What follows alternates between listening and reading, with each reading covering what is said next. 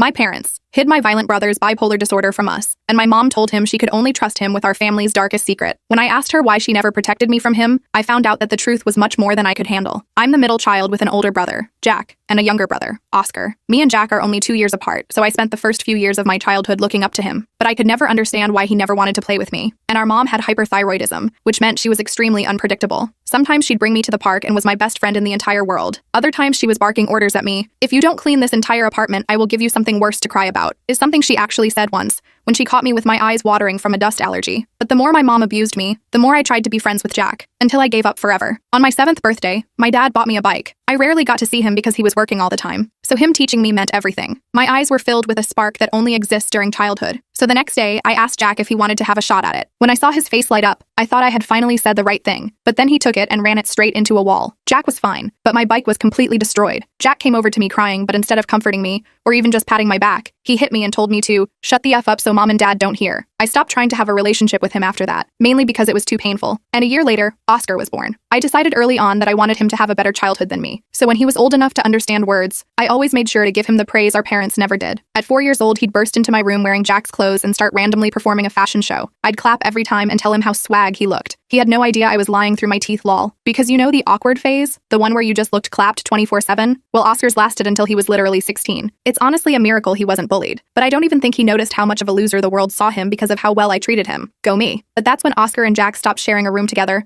and Oscar instead shared with me. Because Jack had gone from being a slightly disobedient, horrible brother to a full-on abusive addict. One night he came home and instantly the entire apartment reeked of the devil's lettuce. With a megaphone, he started yapping at the top of his lungs. Hey guys, how are you doing today? Just garbage. You see, his strategy was simple. It was to keep my parents awake until they couldn't bear the sleep deprivation anymore and hand over cash so he could buy more drugs. It was honestly awful. I always tried to shield Oscar from it, whether it was by putting earplugs into his ears or driving him to my friend's house, but either way it was extremely distressing. And one time, when I came home to my mom putting concealer over a black eye Jack had given her, I decided enough was enough. I waited until my dad came home and cornered him in the dark hallway. I told him he needed to kick Jack out and get a restraining order, that he was scary and dangerous. And my dad was kind, probably the kindest one in the family, but he was also passive, the type to get robbed on the street and apologize for not having more money to give. So he just nodded. But months passed and of course nothing changed. Then came the news that made me depressed for months. I had the opportunity to transfer to my dream college, one that was halfway across the country. I remember waiting until Oscar was asleep to cry my eyes out into my teddy bear, because going meant leaving Oscar behind, leaving him to deal with our family's BS by himself. But then I had a new thought. If I graduated and got a better job than I otherwise would have, then I could afford to provide a better life for myself and Oscar. A home away from home, so to speak. That morning when I broke the news, I expected his eyes to flood with a deep disappointment, to beg me to stay. But instead, his face remained completely stoic. I'm really happy for you, Hannah. His tone was monotonous. Same as always. I left home a few months later, and it honestly felt like I was abandoning my child or something. Me and Oscar kept in contact, and a few months later he told me Jack was in rehab, that everything was finally okay, and he was grateful for everything I'd given him over the years. Plus he was in college too, so we were both able to get away from the noise. So when my friend said her sister was visiting LA, I told her she could stay in my family's apartment, because while my parents had their flaws, being unwelcoming to strangers was not one of them. She thanked me profusely, and that was that, or so I thought. She ended up staying in me and Oscar's room, and one night Jack came home after relapsing, filled to the brim with alcohol and drugs. Suddenly he flung a bedroom door open and he stole the innocence of my friend's sister. I found out about it 2 days later. My friend Melissa called me hysterical at 3 a.m. I was half asleep and couldn't understand what she was saying at first. Then it hit me like a truck. Her sister Amber had been assaulted by Jack in my childhood bedroom. I felt sick to my stomach. Literally ran to the bathroom and threw up. This couldn't be happening. Not in my family's apartment. Not to someone I'd promised would be safe there. The cold tile floor against my knees barely registered as I heaved until there was nothing left but bile and horror. I called Oscar immediately. He picked up on the 4th ring, sounding groggy. I was shaking so bad I could barely hold the phone.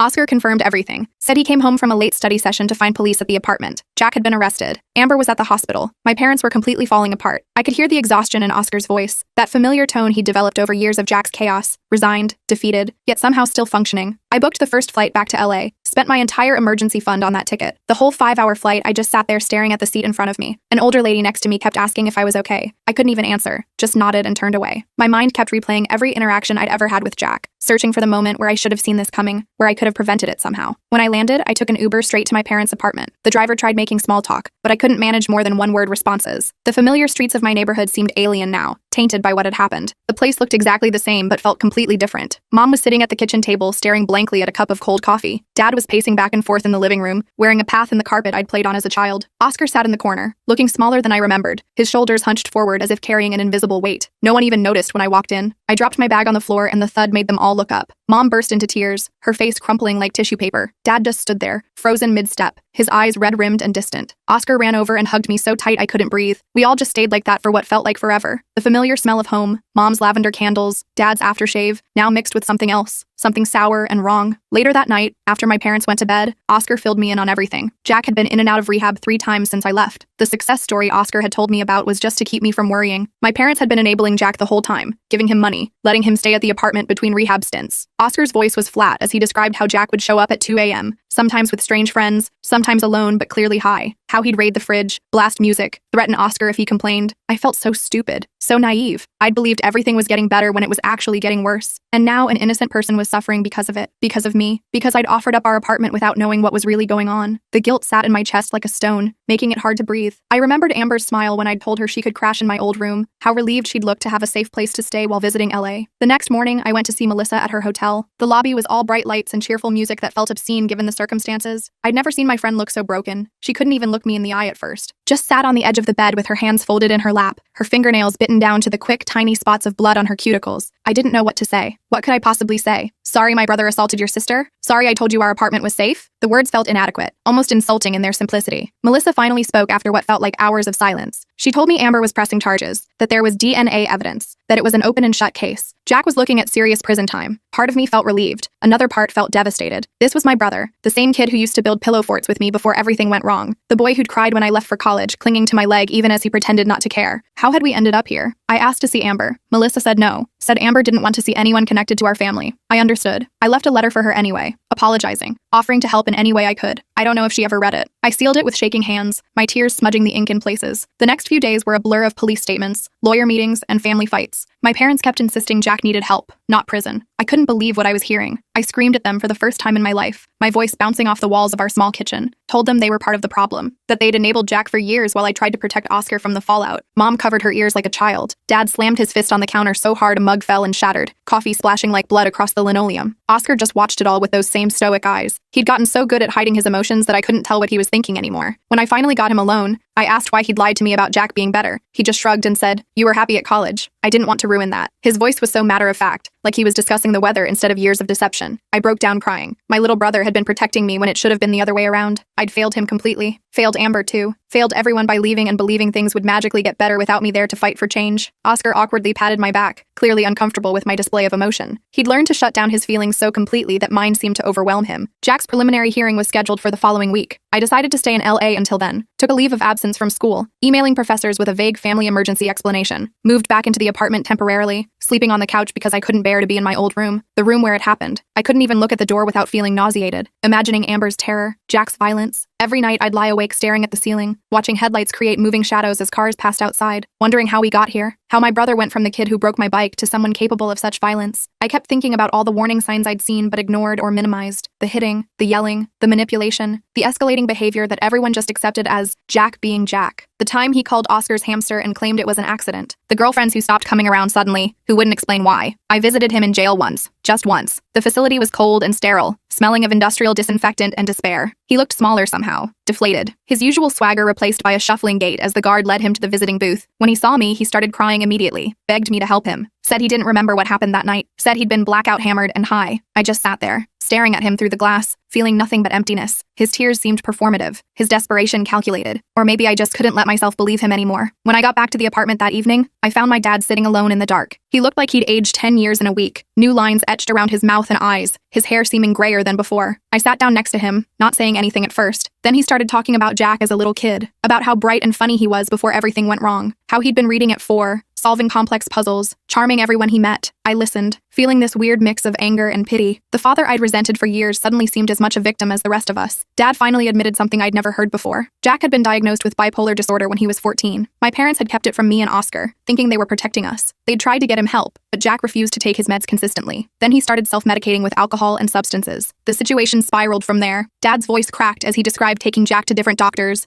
trying different medications, the brief periods of hope followed by crushing disappointments. I was furious they'd hidden this from us. Told my dad we had a right to know, especially since we were living with Jack's unpredictable behavior. Dad just nodded, tears streaming down his face. Said they'd made so many mistakes. I couldn't argue with that. The secrets had only made everything worse, created this atmosphere where we all pretended things were normal when they were anything but. The next day, I got a call from a number I didn't recognize. It was Amber. My heart nearly stopped. She wanted to meet, said she needed to talk to someone who understood Jack. I agreed immediately, suggested a coffee shop near her hotel. My hands trembled as I got dressed, unsure what I could possibly say to her. When I saw her, I almost didn't recognize her. Melissa's little sister had always been this bubbly, outgoing girl with a big smile. The person sitting across from me looked hollow. Her eyes were dull, with dark circles underneath like bruises. She fidgeted constantly, jumping at every loud noise in the cafe. I wanted to hug her but knew better than to try. Instead, I wrapped my hands around my coffee mug, trying to absorb its warmth. Amber asked me questions about Jack, about his history, his problems, whether he'd ever hurt anyone before. I told her everything I knew, including what my dad had just revealed about the bipolar diagnosis. She listened intently, sometimes nodding, sometimes wiping away tears. Her fingers traced patterns in the condensation on her water glass, never still for a moment. Before we parted, Amber told me something that chilled me to the bone. She said Jack had somehow gotten word to her through another inmate who was being released. This inmate had approached her outside the courthouse and delivered Jack's message. If she testified against him, he'd find her when he got out. Her voice shook as she repeated his threats, the specific, graphic things he'd promised to do to her. I immediately called the detective handling the case. They promised to look into it, said Jack would lose visitation privileges, but the damage was already done. I could see the fear had taken root in Amber, another violation she'd have to carry. When I got back to the apartment, I found my mom packing Jack's things into boxes. His ratty band t-shirts, his collection of lighters, the participation trophies he'd never cared about. She said his lawyer thought it would look better to the judge if Jack had a stable living situation to return to if he made bail. I lost it. Started throwing the boxes across the room, told her Jack was never setting foot in this apartment again,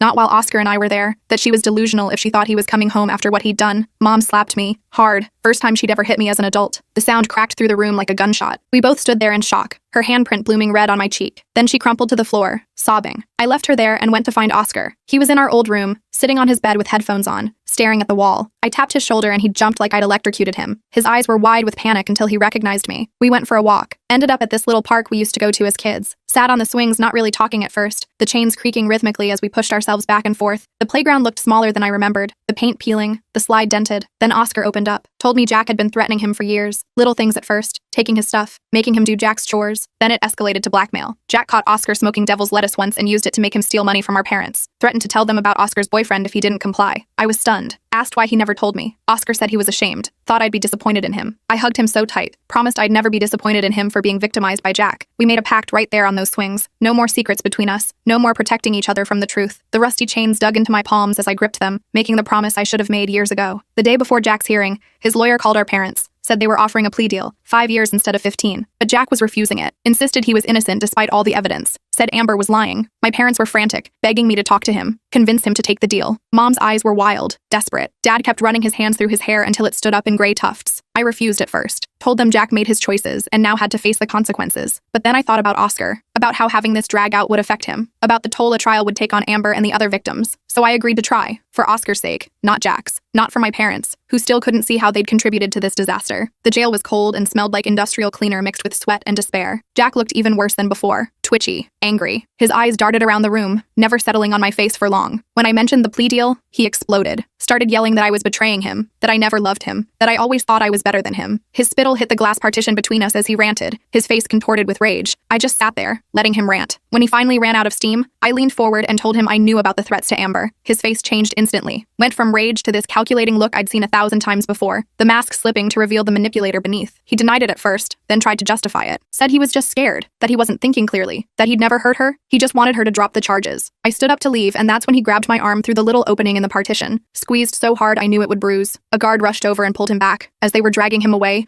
Jack shouted that if he was going down, he was taking everyone with him, that he had dirt on all of us. His eyes were wild, almost feral, as he thrashed against the guard's grip. I left shaking, called Oscar immediately to warn him. Jack had always been manipulative, but this was different. This was desperation, and desperate people do desperate things. I could still feel Jack's fingers digging into my arm, 5 points of pain that would bloom into bruises by morning. That night, someone broke into Melissa's hotel room. Nothing was taken, but Amber's clothes were cut to shreds, little pieces scattered across the bed like confetti. The police said it was probably just a random break-in, but we all knew better. Jack had connections on the outside, substance dealers, other addicts, people who do favors for future payment. The hotel's security cameras had mysteriously malfunctioned during the time of the break-in. I insisted Melissa and Amber stay with my friend Tara, who had a security system and lived in a gated community. They agreed, too scared to argue. I spent the night making calls, warning everyone I could think of who might be targeted by Jack or his friends. My voice grew hoarse as I explained the situation over and over, each call making the reality of our situation more concrete. The morning of the hearing, I woke up to find our apartment door ajar. Nothing seemed missing at first. Then I noticed Oscar's laptop was gone, and my old diary from high school, the one where I'd written about all the family secrets, about mom's abuse, dad's neglect, Jack's escalating behavior. The leather-bound journal had been hidden in a shoebox at the back of my closet. Whoever took it knew exactly where to look. Oscar was panicking, said he had private photos on that laptop. Nothing illegal, just embarrassing stuff he didn't want anyone to see. Pictures of him and his boyfriend, private messages, journal entries about his sexuality that he wasn't ready to share with our parents. I tried to calm him down, said we'd figure it out. Inside, I was terrified. If Jack got his hands on my diary, he could twist everything I'd written to make me look unreliable, to discredit me if I testified. We reported the break-in, but the police didn't seem very interested. Just another burglary in LA. They took a report and left, barely looking around the apartment. We headed to the courthouse, both of us constantly checking our phones, worried about what might show up online. The morning traffic crawled along, each red light an eternity of anxiety. The courthouse was packed. Turns out Amber wasn't Jack's first victim. 2 other women had come forward after seeing his arrest in the news, college girls who'd been too scared to report him before. They sat together in the front row, holding hands, their faces set with determination. The prosecutor looked confident. Jack's lawyer looked like he wanted to be anywhere else, his tie askew, his briefcase overflowing with disorganized papers. Jack was led in wearing an orange jumpsuit that hung loose on his frame. He spotted me and Oscar in the gallery and smirked. Actually smirked. I felt sick. This wasn't my brother anymore. This was someone else entirely. Someone dangerous. Someone who enjoyed causing pain. I grabbed Oscar's hand,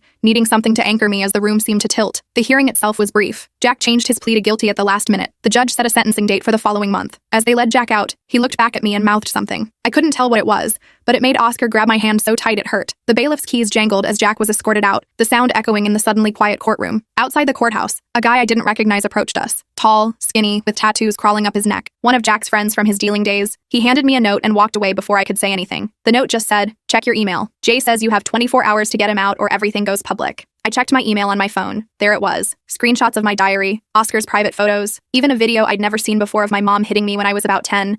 Her face contorted with rage as she slapped me for spilling juice on the carpet. The email threatened to send everything to our extended family, our employers, our schools, everyone. Oscar and I sat in my car, trying to figure out what to do. We couldn't get Jack out. He'd pled guilty. And even if we could, we wouldn't. He belonged in prison. But the thought of all our private pain being exposed made me physically ill. Oscar kept biting his nails, a nervous habit from childhood returning under stress. The car felt too small, too hot, despite the cool November air outside. I decided to go to the prosecutor, told her everything, showed her the email. She was sympathetic but firm, said this was witness intimidation and would only make things worse for Jack, advised us to ignore the threats. Easy for her to say. It wasn't her life that would be ruined, wasn't her secrets being used as weapons. She promised to add the blackmail attempt to Jack's charges, but that did little to ease our immediate fear. When we got home, my parents were waiting. Someone had already sent them the video of Mom hitting me. Dad was white as a sheet. Mom was hysterical, alternating between apologizing and blaming me for saving the video to use against her. I tried to explain I hadn't saved it, that Jack must have been recording us for years, collecting ammunition. The living room felt like a pressure cooker, everyone's emotions threatening to explode. That night, Oscar and I made a decision. We weren't going to be blackmailed. We'd take control of the narrative ourselves. I called my closest friends, told them everything. The abuse, the dysfunction, Jack's crimes. Oscar did the same with his friends. We posted locked-down social media statements acknowledging that we came from a troubled home,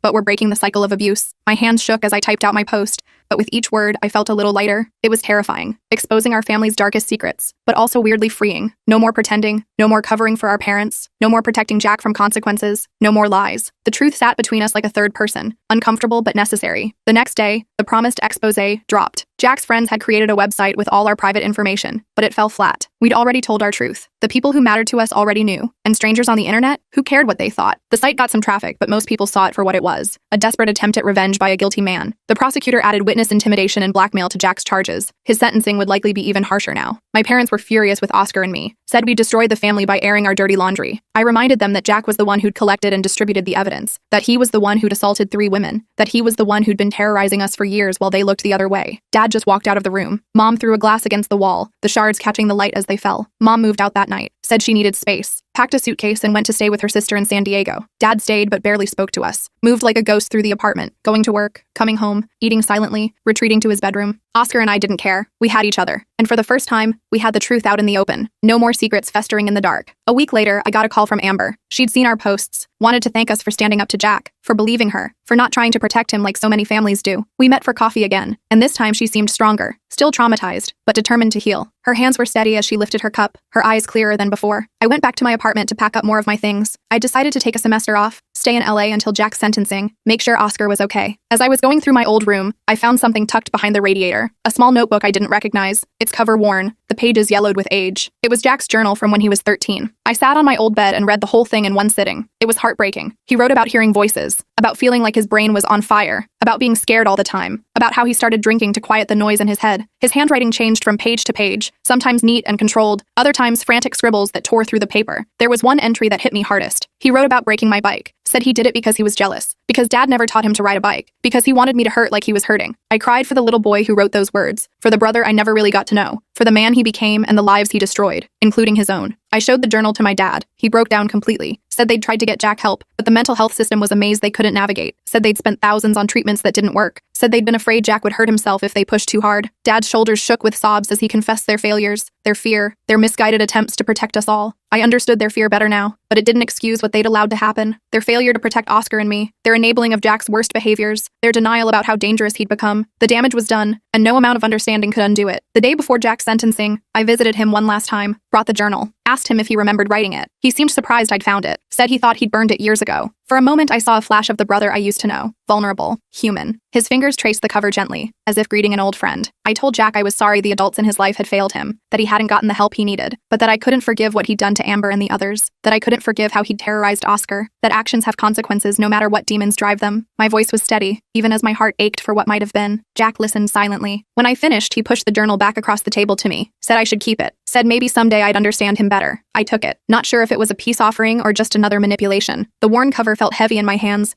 weighted with all our shared history. As I stood to leave, Jack asked if I'd be at the sentencing tomorrow. I told him I would, but I'd be sitting with Amber and the other victims. He nodded like he'd expected that answer, said he had one more thing to tell me before I went. His eyes met mine, clear and focused for the first time in years. That's when Jack revealed his final, most devastating secret, one that would change everything I thought I knew about our family. Dad isn't your real father, Jack said, his voice flat. Mom had an affair with her boss. That's why Dad always worked so much. He couldn't stand looking at you. I felt like I'd been punched in the stomach. The room started spinning. I gripped the edge of the table to steady myself. Jack just watched me, his face unreadable. You're lying, I managed to say. But even as the words left my mouth, I remembered things. Dad's emotional distance. The way he'd look at me sometimes with this weird sadness. How much closer he seemed to Jack and Oscar. Jack shrugged. Ask Mom if you don't believe me. She told me when I was 15. Said I needed to protect the family secret because I was the only one she could trust. He laughed, a hollow sound that bounced off the concrete walls. Funny, right? Trusting me with anything. I left without another word. My legs felt like they were moving through water as I walked to my car. I sat there for almost an hour, just staring at nothing, trying to process what Jack had told me. Was it true? Or just one final attempt to hurt me, to throw our family into even more chaos? I called Oscar, told him to meet me at the diner near our apartment. I needed neutral ground for this conversation. When he showed up, he looked worried. I must have looked like hell. I ordered coffee I didn't drink and told him what Jack had said. Oscar didn't seem surprised. That's what shocked me most. He just nodded slowly, stirring his milkshake with a straw. I kind of figured something like that, he finally said. I found some old letters once, from someone named Robert to Mom. They were pretty intense. I felt betrayed all over again. And you never told me? I wasn't sure, Oscar said, defensive. And then I forgot about it. It was years ago, Hannah. I was like 12. We sat in silence for a while. The diner buzzed around us. People laughing, eating, living normal lives. Must be nice. We should ask Dad, I finally said. Before the sentencing tomorrow, we deserve to know the truth. Oscar looked terrified but nodded. We paid and drove home in silence. Dad was watching TV when we got there. Some old Western with the volume too low to actually hear. He looked up when we walked in, his eyes tired. We need to talk, I said, my voice steadier than I expected. About Mom, about Robert, about who my real father is. Dad's face went completely white. He fumbled for the remote and turned off the TV. For a second I thought he might deny it, but he just sighed and seemed to shrink into the couch. Jack told you? He said. It wasn't a question. I nodded, not trusting myself to speak. Dad rubbed his face with both hands. I wanted to tell you so many times. Your mother wouldn't let me. Said it would destroy you. Destroy us all. So it's true? My voice cracked. Dad nodded. Robert was her boss at the insurance company. The affair lasted about 6 months. When she got pregnant, she ended it. Told me everything. First period. I decided to stay, to raise you as my own. But you didn't, I said, anger rising in my throat. You were barely there. You worked all the time. You let Mom treat me like garbage. I know, Dad whispered. I thought I could do it, be your father. But every time I looked at you, I saw him. I saw her betrayal. I'm so sorry, Hannah. I failed you completely. I wanted to scream at him, to throw things, to make him feel a fraction of the pain and confusion I was feeling. But looking at him, this broken old man with nothing left but regrets, I just felt empty. Does Oscar know? I asked, suddenly worried. Is he? Oscar is mine, Dad said quickly. Biologically, I mean. By the time he came along, your mother and I had worked through some things. Oscar was sitting silently through all this, his face unreadable. I reached for his hand and he squeezed mine hard. What about Jack? I asked. Is he yours? Dad nodded. Jack is mine, but he had problems from the beginning. The doctor said it was just colic at first, but he never stopped crying, never slept. As he got older, it just got worse. The mood swings, the anger. We took him to so many doctors, tried so many medications. That doesn't excuse how you let him treat us, Oscar said suddenly, his voice hard. You let him terrorize us for years. Dad started crying then, actually sobbing. I'd never seen him cry before. Not when Grandma died, not when Jack was arrested. Never. I know, he kept saying between sobs. I know. We left him there on the couch and went to my old room. Sat on the floor with our backs against the bed, just like we used to do as kids when things got too intense in the rest of the apartment. What do we do now? Oscar asked, sounding younger than his 20 years. I shook my head. I don't know. Go to the sentencing tomorrow. Try to process all this. Keep moving forward somehow. We stayed like that for hours, sometimes talking, sometimes just sitting in silence. Around midnight, Oscar fell asleep with his head on my shoulder. I carefully moved him to the bed and covered him with a blanket. Then I went to the kitchen for some water. Dad was still on the couch, staring at the blank TV screen. He looked up when I entered. There's something else you should know, he said quietly. About Jack. About why your mother and I were so protective of him. I sat down across from him, bracing myself for more revelations. When Jack was 17, he tried to cull himself, Dad said, his voice barely audible. Pills. We found him just in time. The doctor said. They said it was our fault for not getting him proper treatment sooner, for trying to handle it ourselves. After that, we couldn't bear to be strict with him. We were so afraid he'd try again. I thought about all the times Jack had manipulated them, used their fear to get what he wanted. The money, the freedom, the lack of consequences. He used that against you, I said. He knew exactly what buttons to push. Dad nodded miserably. We knew what he was doing. We just didn't know how to stop it without losing him completely. I felt a confusing mix of emotions. Anger at my parents for their failures, pity for the impossible situation they'd found themselves in, sadness for Jack and the demons he'd been fighting his whole life, and underneath it all, a strange sense of relief. The truth was finally out. All of it. No more secrets. I'm going to bed, I said, suddenly exhausted. We have court in the morning. Dad nodded. Hannah, he called as I was leaving the room. I do love you. I've always loved you. I just didn't know how to show it properly. I didn't respond. Couldn't. Just went back to my room and curled up on the floor next to Oscar's bed, listening to his steady breathing until I finally fell asleep. The courthouse was packed the next morning. More victims had come forward overnight. 5 women in total now. Jack's crimes had made the local news. There were reporters outside with cameras,